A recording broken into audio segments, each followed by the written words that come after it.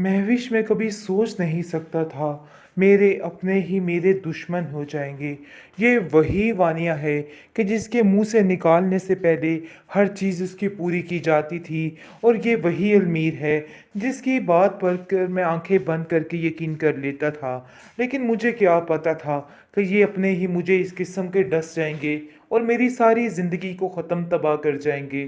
काश मैं इन लोगों की बातों पे यकीन ना करता और अपने दिल को पहले ही समझा लेता। लेकिन अफसोस इस चीज़ का रहेगा कि आखिर मैंने ऐसा क्यों किया। मैंने कैसे इन लोगों की बातों को सुन लिया, कैसे इन लोगों की बातों पे यकीन कर लिया। बहुत परेशान हो चुका है कबीर, रो रो कर बुरा हाल हो चुका है उसका, क्योंकि अपने भाई की जुदाई उसकी आंखों से देखी नहीं जा रही है। और वो बार बार बेचैन बिलबिला रहा है, क्योंकि उसको समझ नहीं आ रही कि आखिर वो करे तो क्या करे, कैसे हर चीज़ को ख़त्म कर डाले। टेंशनें उसके लिए मज़ीद बढ़ती जा रही हैं, मज़ीद हर तरफ ज़िल्लत रुसवाई है। उसको खुद कुछ समझ नहीं आ रही कि उसको क्या करना है। महविश उसको हौसला तो दे सकती है, लेकिन उसकी मदद नहीं कर सकती, क्योंकि वो जानती है कि जो कुछ होना था वो हो के ही रहना है। इसलिए कैसे वो किसी के बारे में कुछ कह सकती है, क्योंकि जैसे ही मिशाल से वो कोई बात करने के लिए ज़ुबान खोलती थी तो एकदम से उसको दुत्कार दिया जाता था, उसको जलील कर दिया जाता था। अब जाकर उसे इन सब चीज़ों का अंदाज़ा हो गया है कि उसकी इतनी औकात नहीं थी कि वो इन लोगों के सामने बोल सके, क्योंकि वानिया का रवैया तो उसके सामने ही है, लेकिन खामोशी से हर चीज़ को बर्दाश्त कर रही है कि हो सकता है कि ये लोग खुद ही ठीक हो जाएं। लेकिन उसके सब्र का पैमाना जब लबरेज हो जाएगा, हर चीज़ ख़त्म होकर रह जाएगी, क्योंकि अभी तो वो कबीर को बता नहीं रही कि वानिया आखिर उसके साथ किस किस्म का रवैया रखती है और क्या कुछ करने की कोशिश कर रही है। इसलिए खामोशी के साथ इन सब चीज़ों को बर्दाश्त पे बर्दाश्त किए जा रही है कि एक वक्त आएगा और सब ठीक हो जाएगा। लेकिन ये उसकी बहुत बड़ी भूल है, ये लोग कभी भी नहीं सुधरेंगे। लेके परेशान होने की ज़रूरत नहीं है, क्योंकि ऐसा कुछ भी नहीं होगा, मुझे पूरा पूरा यकीन है। दूसरी तरफ आप देखेंगे कि फरी के हालात दिन ब दिन फिर से ख़राब होते जा रहे हैं। उसको समझ नहीं आ रही और वो सोच रही है कहीं मैंने अपना नुकसान तो नहीं कर दिया, बड़े भैया से दूर होके हर चीज़ को ख़त्म तो नहीं कर डाला। लेकिन बहुत जल्द उसे इस चीज़ का एहसास हो जाएगा कि उसने बहुत बड़ी गलती कर दी है।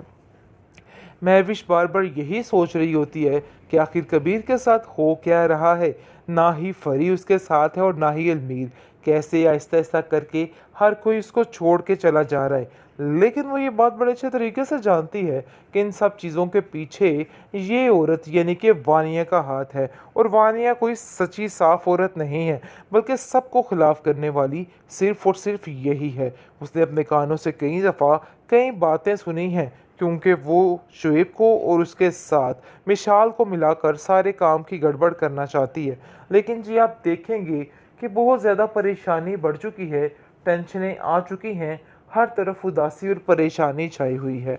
शुएब जो है वो अब फिर से कोशिश कर रहा है कि दोबारा फरी की मुलाकात हो जाए अपने भैया से और दोबारा से पैसे हथियाने का सारा मसला जो है, सारा चक्कर जो है शुरू हो जाए, क्योंकि उसको समझ आ रही है कि ये मेरे से कुछ गलती ही हो गई है, कि सारा मामला जो है रफ़ा दफ़ा नहीं करना चाहिए, बल्कि हम लोगों को जाकर बड़े भैया से माफ़ी मांगनी चाहिए, ताकि दोबारा रास्ता उस घर का खुल सके।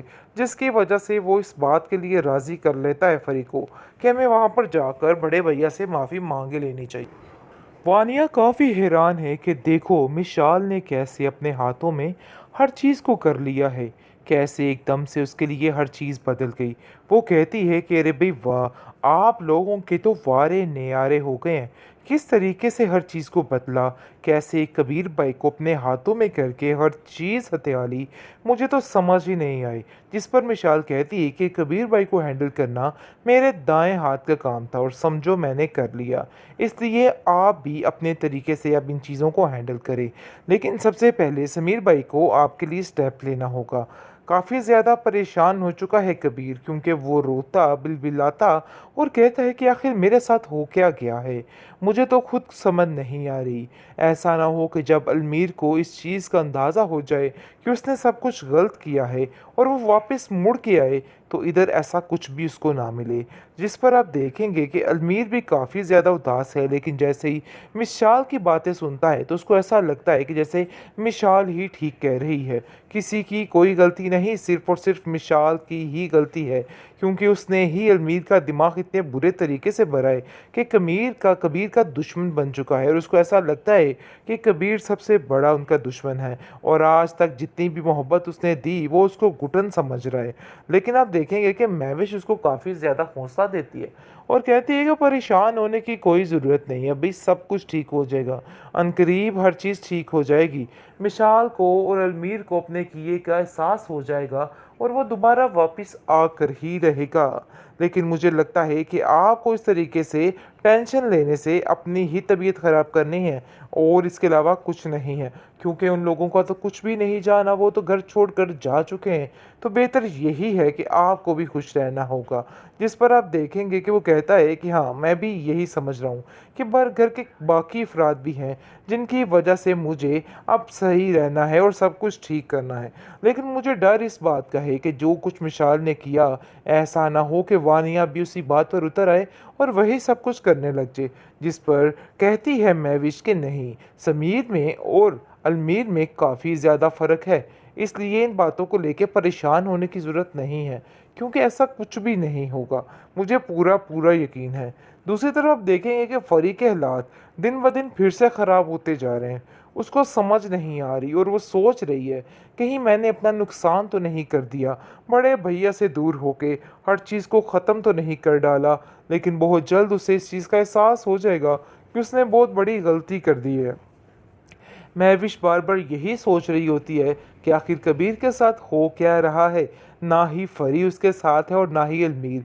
कैसे आहिस्ता आहिस्ता करके हर कोई उसको छोड़ के चला जा रहा है। लेकिन वो ये बात बड़े अच्छे तरीके से जानती है कि इन सब चीज़ों के पीछे ये औरत यानी कि वानिया का हाथ है, और वानिया कोई सच्ची साफ औरत नहीं है, बल्कि सबको खिलाफ करने वाली सिर्फ और सिर्फ यही है। उसने अपने कानों से कई दफ़ा कई बातें सुनी हैं, क्योंकि वो शुएब को और उसके साथ मिशाल को मिलाकर सारे काम की गड़बड़ करना चाहती है। लेकिन जी आप देखेंगे कि बहुत ज़्यादा परेशानी बढ़ चुकी है, टेंशनें आ चुकी हैं, हर तरफ उदासी और परेशानी छाई हुई है।